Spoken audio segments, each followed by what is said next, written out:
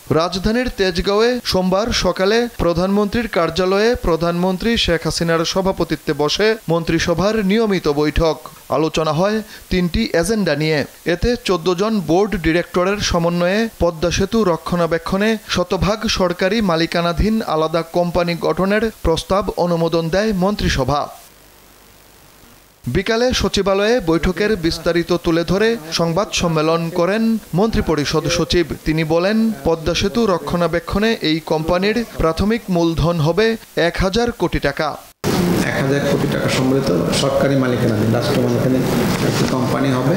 এই কোম্পানির মূল দায়িত্বটাই থাকবে পদ্মা সেতুর মেনটেন্যান্স এবং যে টোল আদায়টা যে করাগুলো আছে সেগুলো। মূলত উদ্দেশ্যটা হলে যে আস্তে আস্তে আমাদের নিয়ন্ত্রণে নিয়ে আসে। এখন যেন আমরা বিদেশি কোম্পানিকে দিয়ে করাচ্ছি, কি যেন আমাদের কোম্পানিরাই যেন এটা করতে পারে সেটার জন্য। সরকারি কর্মকর্তাদের দুর্নীতি নিয়ে আলোচনা সমালোচনার বিষয়ে প্রশ্ন করা হয় প্রশাসনের সর্বোচ্চ এই কর্মকর্তার কাছে। তিনি জানান, দুর্নীতিতে জড়িত কাউকে কোনো রকম সহানুভূতি দেখানো হচ্ছে না।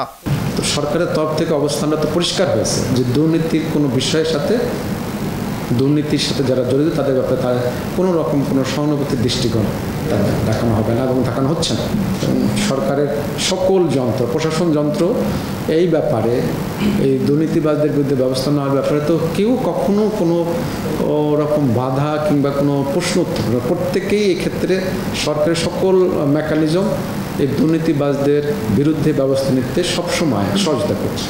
বৈঠকে ৩ বছর মেয়াদী নতুন রপ্তানি নীতিমালার খসড়ায় অনুমোদন দেয় মন্ত্রিসভা।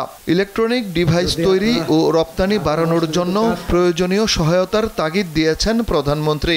কোয়ালিটি মেনটেন করার ক্ষেত্রে যেন খুব কঠোরভাবে নজরদারি করা হয় সেটা। জয় যাদব, দেশ টিভি, ঢাকা।